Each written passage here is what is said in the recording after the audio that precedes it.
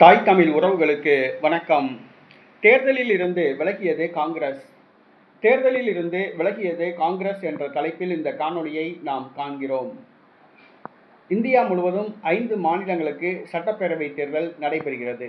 அதே நேரத்தில் காலியாக உள்ள சட்டசபை மற்றும் பாராளுமன்ற தொகுதிகளில் இடைத்தேர்தல்களும் நடைபெறுகிறது.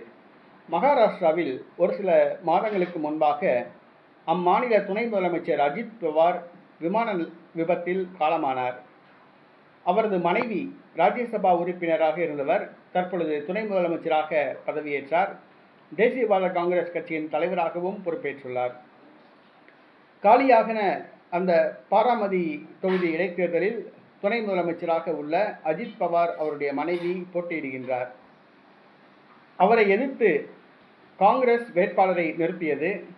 ஆனால் அனுதாபம் கருதி அஜித் பவார் மனைவிக்கு எதிராக தேர்தலில் நிறுத்தியிருந்த காங்கிரஸ் வேட்பாளரை வாபஸ் பெற்றது.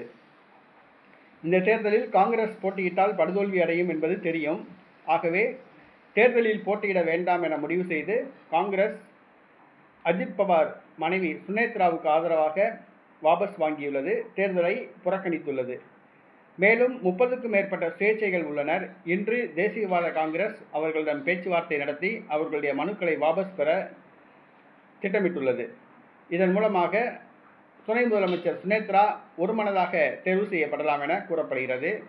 தற்பொழுது பாராமதி இடைத்தேர்தலில் காங்கிரஸ் விலகியது. காங்கிரஸ் தேர்தலை புறக்கணித்தது.